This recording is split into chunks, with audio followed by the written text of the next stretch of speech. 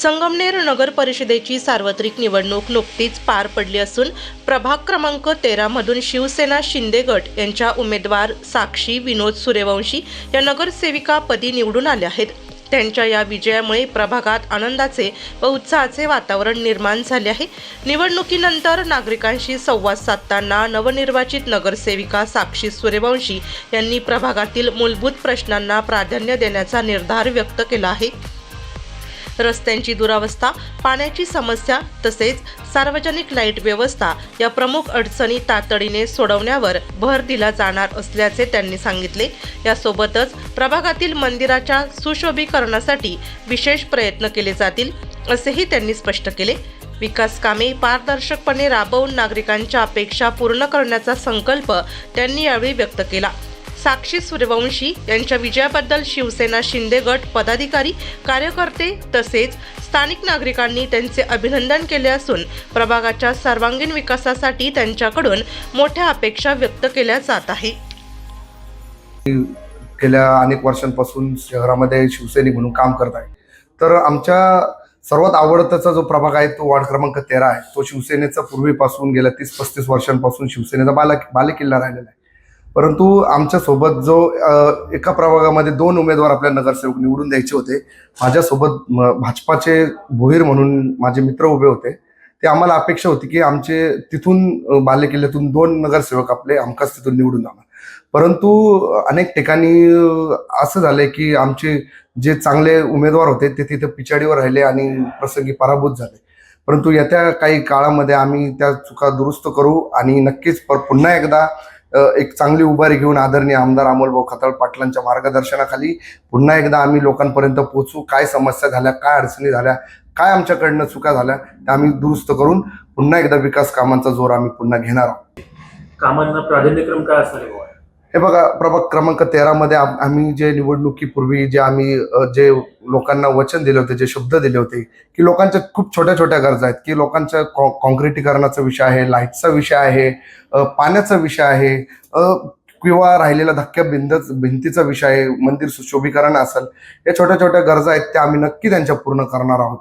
भाऊ, आपण एक युवक म्हणून या ठिकाणी युवकांना काय आवाहन कराल की आणि त्यांच्यासाठी आपल्याला काय करण्याचा मानस आहे? युवकांना माझं हेच आव्हान आहे की तुम्ही एका पराभवाने आमच्या कार्यकर्त्यांना असेल, आमचे शुभचिंतक असेल, पक्षाचे मित्र पक्षाचे, एका पराभवाने शिवसैनिक हा कधीही खचत नसतो।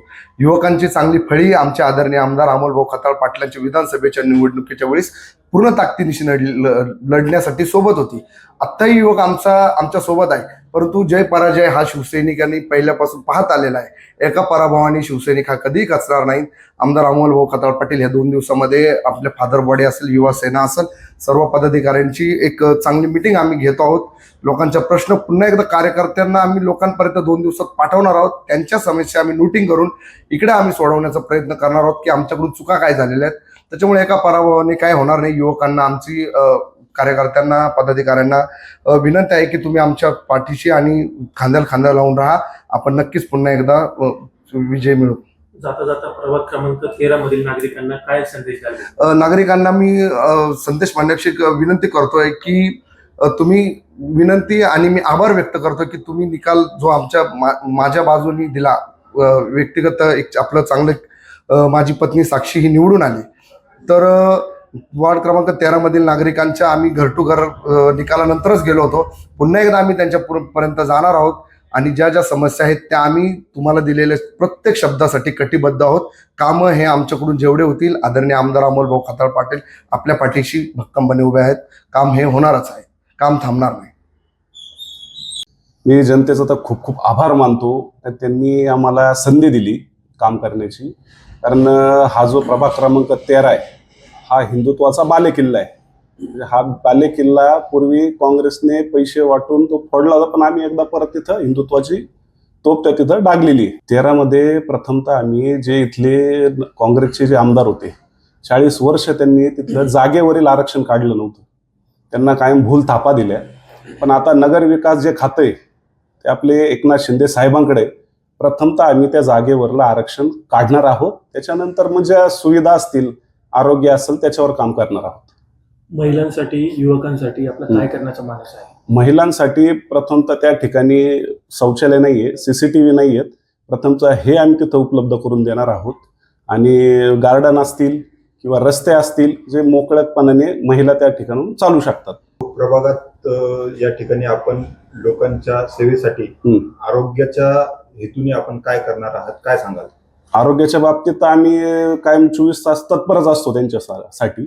आता अमोल भाऊ खताळ आहेत, आमचे आमदार आहेत, त्यांनी या ठिकाणी जिल्हा रुग्णालयासाठी पण मागणी केलेली आहे. ते लवकरात लवकरही या ठिकाणी होणार आहे.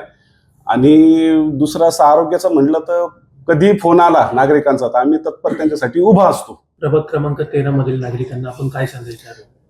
प्रभाग क्रमांक 13 मधील नागरिकांना मी एक संदेश देईल का आपल्यासाठी आम्ही कुठेही कमी पडणार नाही. अहोरात्र तुमच्या सेवेसाठी आम्ही तत्पर राहू. कधीही तुम्ही संपर्क करा, रात्री करा, सकाळी करा, आम्ही 24 तास तुमच्या कॉन्टॅक्टमध्ये असू.